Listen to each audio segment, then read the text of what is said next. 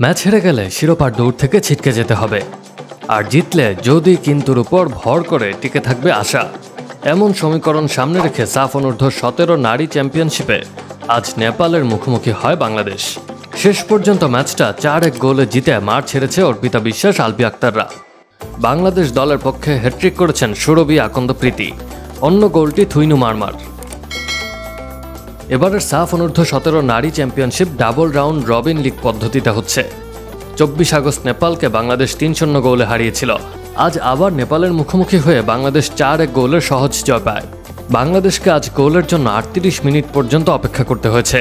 38 মিনিটে থুইনু একক প্রচেষ্টায় নেপালের বক্সে প্রবেশ করে কোনাকুনি শটে গোল করেন। মিনিট 7 পর ব্যবধান দ্বিগুণ করেন প্রীতি। ইনজুরি সময় কর্নার থেকে বাংলাদেশি ডিফেন্ডারদের অসতর্কতায় নেপাল একটি গোল পরিশোধ করে। দ্বিতীয়ার্ধে নেপাল সমতা আনার অনেক চেষ্টা করে, উল্টো বাংলাদেশ 76তম মিনিটে লিড বাড়িয়ে নিয়ে 3-1 করে স্কোর লাইন। কর্নার থেকে বক্সে ফাঁকায় বল পান প্রীতি, সহজেই তা জালে পাঠান তিনি। 9 মিনিট পর নিজের হ্যাট্রিক পূর্ণ করেন।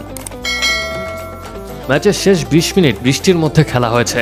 বাংলাদেশের কোচ শেষ দিকে গোলরক্ষক ইয়ারজানকে বদলে মেঘলাকে নামালেও স্কোর লাইনে কোনো পরিবর্তন হয়নি। 4 ম্যাচ শেষে বাংলাদেশের পয়েন্ট 9। শিরোপা জিততে হলে পরবর্তী ম্যাচে ভারতকে হারাতে হবে। ভারতের বিপক্ষে প্রথম পর্ব হেরে যাওয়ায় ব্যাকফুটে রয়েছে বাংলাদেশ।